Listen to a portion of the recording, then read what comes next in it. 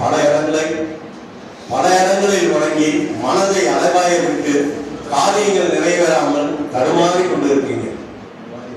நீங்க செய்த பாவம் உங்களை தொடர்ந்து வரும் பொழுது மேடு பலம் கடந்துதான் வர வேண்டும். ஒரு மேடு ஏறினீங்கன்னா இறக்க கண்டிப்பா உண்டு. நீங்க போகும் பாதையில மேடு பள்ளம் அசிங்கம் நீங்க மட்டும்தான் நடக்கணும். உங்களுக்கு யாரும் சொல்லித்தர போறதில்லை. சிறிய வயதிலே உங்க தாய் காப்பு சொன்னதோடு சரி. அப்ப நீங்க தான் பார்த்து நடக்கணும். அதே மாதிரி உங்களுடைய செயலினுடைய முடிவு உங்க கையில தான் இருக்கு. ஒவ்வொருத்தருக்கும் இண்டிவிஜுவலுக்கு தனிப்பட்ட முறையில் உண்டு. அது கணவன், மனைவி, பிள்ளை, தாய், தந்தை, தாத்தா, பாட்டி யாரா இருந்தாலும் சரி, அவங்க முடிவு வெவ்வேறு விதமா இருக்கும். எல்லாத்துக்கும் ஒன்று சார்ந்து இருந்துச்சுன்னா அது தெய்வீக குடும்பம். அந்த குடும்பத்தில் தானா எல்லாமே நடக்கும். ஆனா இருக்காது. நாம் இப்படி சொல்லும் போது ஒரு அட்ஜஸ்ட் வரும். இதுதான் இந்த இயற்கையினுடைய நியதியா இருக்கு.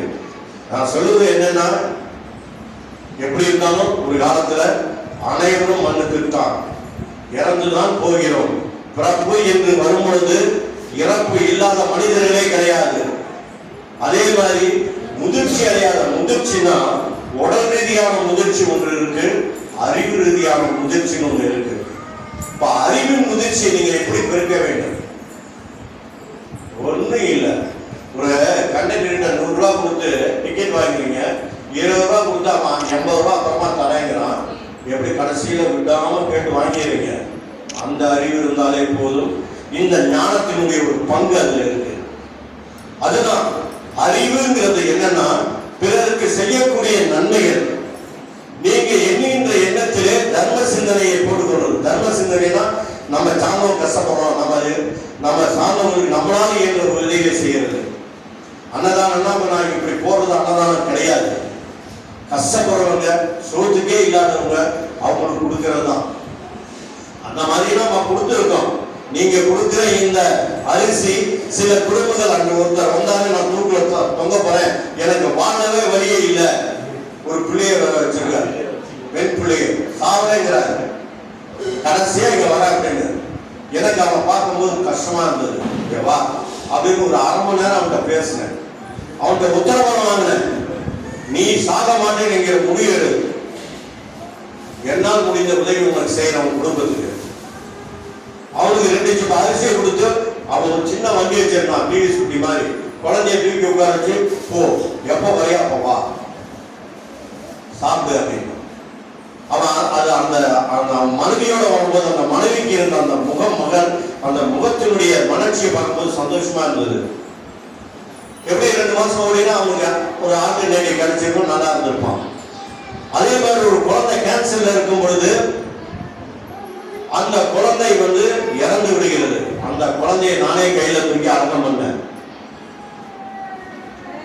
அவங்க எங்க இருக்காங்க? பசம்படியில எல்லாம் அந்த குறி சொல்லுவாங்க, அந்த குடும்பத்தை சேர்ந்தவங்க அடக்கம் பண்ண. அதுக்கு ஒரு 5000 என்னை சார்ந்தவர்களுக்கெல்லாம் சேர்ந்து வாங்கி செய்தேன். இன்னொருத்தர் கேன்சர்ல வயிறு வீங்கி யூரின் போகாம லெட்டின் போகாம கிட்டத்தட்ட 3 நாளா இருந்தாரு. அவரை போட்டு வந்து ஐயாட்ட நிக்க வச்சு திருநீர் தடவி, வயிற்றுல எல்லாம் திருநீர் தடவி, அவர் வாயில திருநீர் போட்டு, அப்ப மந்திர கோள்னு ஒண்ணு இருந்தது, ஐயா கொடுத்தது. அது பண்ணி ஐயாவுடைய பாத்துல இருக்கு. அந்த மந்திர கோளால தடவினா அன்னைக்கு இரவே அவன் டாய்லெட் யூரியெல்லாம் போயிட்டான். ஆனா அவன் தான் 4th ஸ்டேஜ் கடந்து இருக்கான். கேன்சர், வயிற்றிலே கேன்சர் 4வது ஸ்டேஜ் கடந்துருக்கான். எப்படி அவன் இறந்துவான்னு தெரியும். கடைசியா அவனை பார்க்கும்போது கஷ்டமா இருந்தது. மாத்திரை எல்லாம் வாங்கியிருக்கியாங்க? இல்லைங்க, மாத்திரை வாங்குறதுக்கே காசு இல்லைன்னா ஒரு 1000 ரூபாய் கொடுத்து போய் மாத்திரை வாங்கிக்க. இந்த மாதிரி சிறிய சிறிய உதவிகள் நம்மளால செய்ய முடியுது. பெருசா பண்ணினாலும் நம்மளால முடிந்த சிறிய, இது யாருடைய காசு? நான் சம்பாதிச்சது கிடையாது, நான் இது பண்ணது கிடையாது, எல்லாம் உங்க காசு தான்.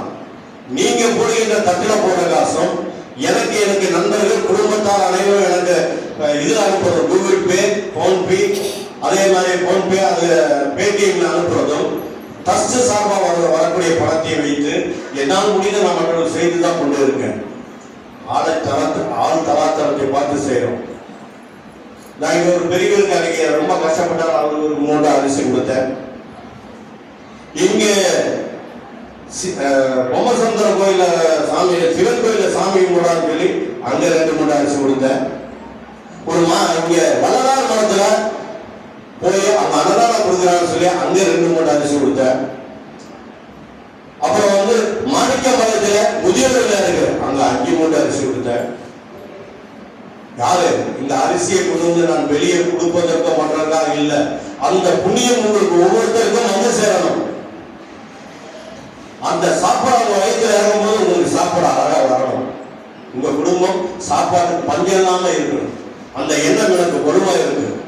அதனால இங்க செய்கின்ற எந்த ஒரு காரியத்திற்கும் எந்த ஒரு செயலுக்கும் உங்களுக்கு நன்மை உண்டு. அதை செய்ய வைக்கிறவர் ஐயா. ஐயா வாழ்ந்த காலத்திலே ஐயா சிறப்பித்து வழங்கக்கூடிய முதலிடம் நாமக்கல் வச்சுங்க. இதனுடைய அருமை நீங்க புரியாம இருக்கீங்க. ஐயா இருக்கும்போது வைத்துக் கொண்ட முதல் கோயில், முதல் சிற்பம், அன்னையிலிருந்து இன்னும் வரைக்கும் நம்ம அன்னதானம் கொடுத்துட்டு தான் இருக்கோம். விளம்பரம் இல்லை, பெரிய விளம்பரம்லாம் நான் பண்ணிக்கிறது இல்லை. காசுக்காக ஒருத்தர்கிட்ட போய் கையெழுத்து 100 ரூபா 50 ரூபான்னு கேட்டது கிடையாது. எவ்வளோ என்னால் முடிந்த அளவுக்கு நீங்க கொடுக்குற காசை வைத்து உங்களுக்கு நல்லதை செய்து கொண்டே இருக்கிறேன். உங்களுக்கு புண்ணியத்தை தேடிக்கொண்டு இருக்கேன். ஏன்? அப்பதான் உங்க பாவம் குறையும். நாம வெளியே யாராவது கூப்பிட்டா ஒரு ராமேஸ்வரம் போறோம் இல்ல காசிக்கு போறோம் அப்படின்னா கரெக்டா டைம் ஃபிக்ஸ் பண்ணி போயிடுவோம். என்கிட்ட சொல்றாங்க, ஐயா உத்தரவு கொடுக்கல, அதனால என்னால வர முடியல. வாடா வாடா உனக்கு நோய் குணப்படுத்துறேன், நீ வாடா ஒரு 10 லட்சம் ரூபா தரா இந்த எடுத்து கூடான்னு கூப்பிட்டு வராங்க. ஐயா உத்தரவு வரலாங்கிறாங்க. எப்படி அது? வயிற்றுனா நீ ஆஸ்பத்திரி போட, பசிக்கிறதா நீ சாப்பிடல, அந்த மாதிரி நினைக்கணும். அந்த உணர்வு உன்னோட ஒட்டி இருக்கணும். பக்கத்திலே இருப்பாங்க, ஆனா அவங்க வரமாட்டாங்க. பக்கத்திலே இருப்பாங்க, அவங்க வரமாட்டாங்க. என்னுடைய சொந்த மன்னமே இருந்தாலும் அவங்க வரதில்லை. ஒரு உணர்வு ஒட்ட மாட்டேங்குது. நம்ம ஐயாங்கிறது இருக்க மாட்டேங்குது. நான்கிழமை சில பேர் பார்ப்பாங்க, ராகு காலம், யமகண்டம் இல்லையா, மாசம் 1ஆம் தேதி அப்படின்னு பார்ப்பாங்க. ஏன்? ராகு காலத்திலையும் யமகண்டத்திலையும் வராத பணம் வந்தா வேணான்றியா? இன்னைக்கு ராகு காலத்துல அமாவாசையில பிறந்த குழந்தைங்களாம் பெரிய சைன் பண்ணலையா? இது நம்ம முன்னோர்கள் செய்த மிகப்பெரிய தவறு. எல்லா நேரமும் நல்ல நேரம், எந்த நிமிடத்தில் நாம் செய்கின்ற செயலும் நல்ல செயலாக இருக்கும் என்கிற நம்பிக்கை உங்களோட மனசுல பட்டுச்சுன்னா எல்லாமே நல்லபடியா இருக்கும். நீங்க ராஜகாலத்தை விலக்கி வச்சீங்கன்னா உங்களுக்கு இருக்க நல்ல காலமும் உதவி போகும். நல்லா வச்சுங்க. நான் இதெல்லாம் ஏற்கனவே எங்க அம்மா கிட்ட எங்க மதத்தில் உட்கார்ந்துருக்காங்க. எனக்கு தெரிந்து அந்த அம்மா மாதிரி விரதம் எடுக்க முடியாது. சனிக்கிழமையான விரதம், அமாவாசையான விரதம், காலையிலிருந்து மத்தியானம் வரைக்கும் சாப்பிட மாட்டாங்க. கிட்டத்தட்ட ஒரு 30-40 வருடம் விரதம் பண்ண அம்மாவை நான் தான் தடுத்து நிறுத்தினேன். உடம்பை கெடுத்துக்காதீங்க. காரணம் அன்னைக்கு இருந்த சூழ்நிலை, கஷ்டமான சூழ்நிலையில ஏதோ ஒரு தெய்வம் நமக்கு உதவி செய்யாதா என்கிற எண்ணத்துல அவங்க விரதம் இருந்தாங்க.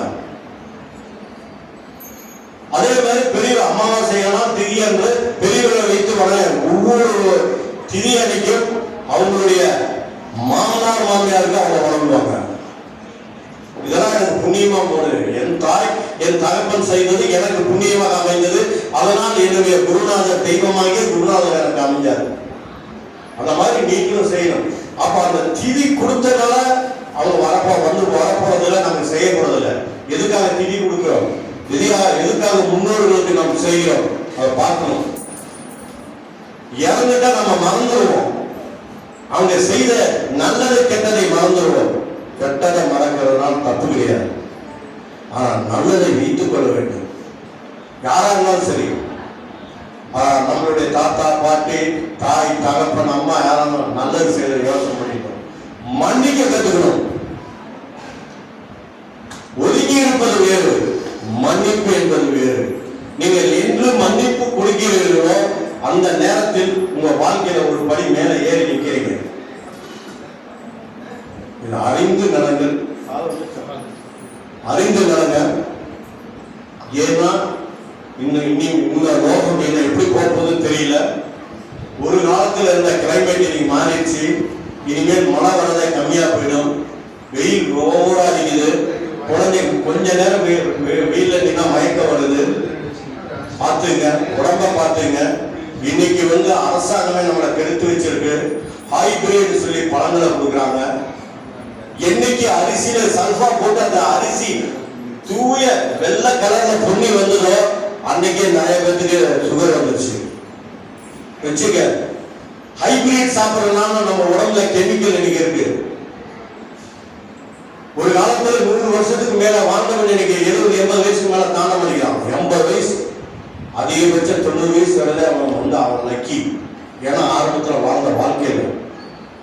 அதே மாதிரி இன்னைக்கு எத்தனையோ போதையினால அடிமையாகி காலையில இருந்து நைட்டு வரைக்கும் அடிக்கிறவனா இருக்கான். அதை மருந்தா பயன்படுத்தக்கூடியவன் இன்று இல்லை. ஒரு காலத்துல சாப்பிட்டாங்க, அந்த மூட்டை தூக்குறோம், அவன் போய் சாப்பிடுவான். நிறைய குடும்பத்துல அந்த குடிக்கிற பிராந்தினா என்னன்னே தெரியாம இருந்தது. நான் சொல்றதெல்லாம் நான் என்ன சொல்றேன்னா 30 வருடத்துக்கு முன்னாடி அன்னைக்கு பிராந்தி கிடையாது. 35 வருடத்துக்கு முன்னாடி அன்னைக்கு குடும்பத்துல ஒரு சுபிட்சம் இருந்தது. இன்னைக்கு தண்ணியை போட்டா அனாவசியமா வீட்டை குடும்பத்தை ராவி பண்றது, பணத்தை பிடிக்கிட்டு போறது. இவன் ஒன்றும் செய்ய மாட்டான், ஆனா பணத்தை மட்டும் பிடிக்கிட்டு போயிடுவான். பாவம், அவங்க எவ்வளவு கஷ்டப்பட்டு சேமித்து வைத்த பணத்தை புடுங்கிடுன்னு சொல்லுவாங்க, சென்றுடுவான். அது இன்னைக்கு தெரியாது, நாளைக்கு அவனுக்கு அந்த கைகால் வராம பொறுப்பான். அப்ப அவனை சட்டம் பண்ண மாட்டாங்க. அவனுக்கு சோறுங்க வேற வேலை கிடைக்காது. ருசியம் சாப்பிட்ட நாக்குக்கு ஏதோ தின்ன பரவாயில்ல, பசு வயிறு ரொம்ப பரவாயில்ல நினைக்கூடிய சூழ்நிலை வரும். நாம் எதை செய்கிறோமோ அதை தான் வினையாக நமக்கு பின்னால் அமைகிறது. இதை அறிவு நடந்துங்க. எல்லாரும் நல்ல மனதோட இருங்க. யாரையும் எதிரியா பார்க்காதீங்க. எல்லோரும் நல்லவர்களே என்கிற கருத்தை வைங்க. அப்படி கெட்ட எண்ணங்கள் உள்ள என்று ஒதுங்கி நிலுங்க. ஆனா அவன்கிட்ட சண்டைக்கு போகாதீங்க. யாருக்கும் சாபம் விடாதீர்கள். மனசளவுல தின்னா கூட அவனை கூப்பிட்டு அவனுக்கு நல்லது செய்யுங்க. என்னைக்கு இந்த எண்ணங்கள்லாம் வராதோ அன்னைக்கு நீங்க நல்லா இருப்பீங்க. நம் மனைவி, நம் பிள்ளை, நம் குடும்பம், நம் வீடு என்று நீங்க அதை சுத்தமாக வச்சுக்கிறீங்களோ அன்னைக்கு நம் குருநாதர் உங்களோட தான் வாசம் செய்வார். அவர் உங்களுக்கு தேவையானது கண்டிப்பா புரியுது. அவரால் முடியாதது எதுவுமே இல்லை. செத்து போனவங்க கூட எழுப்பிட்டு இருக்காரு. கண்ணு தெரியாதவங்க கண்ணு தெரிய வச்சிருக்காரு. காது விளக்காதவங்க நடக்க வச்சிருக்காரு. ஏன் முடியாது? நான் சோத்துக்கே இல்லாம இருந்த காலம் வேறு, இன்று இருப்பது வேறு. இன்று நான் சந்தோஷமா இருக்கேன். எனக்கு பெரிய செலவுகள் எதுவுமே இல்லைனாலும் மகிழ்ச்சியுடன் இருக்கேன். பிள்ளைகள் நல்லா இருக்காங்க, அவங்க வரைக்கும் நல்லா இருக்காங்க. அதே மாதிரி நீங்களும் நல்லா இருக்க வேண்டாம். அதனால ஐயாட்ட மனப்பூர்வமா போடுங்க. பூஜையை ஆரம்பிச்சிடலாம். ஒரு 5 நிமிடம் கண்ணை மூடி உங்களிடம் எத்தனையோ பேர் சொல்லியிருப்பாங்க, நான் கஷ்டப்படுறேன். அவங்களுக்காகவும் உங்களுடைய இதுக்காகவும் பிரார்த்தனை. ஐயாட்ட உங்க அப்பா மாதிரி கேளுங்க, எனக்கு செய்து கொடுங்கன்னு அடம் பண்ணுங்க. அந்த மாதிரி மனப்பூர்வமா கேளுங்க. ஓம் சத்குருவே நமோ.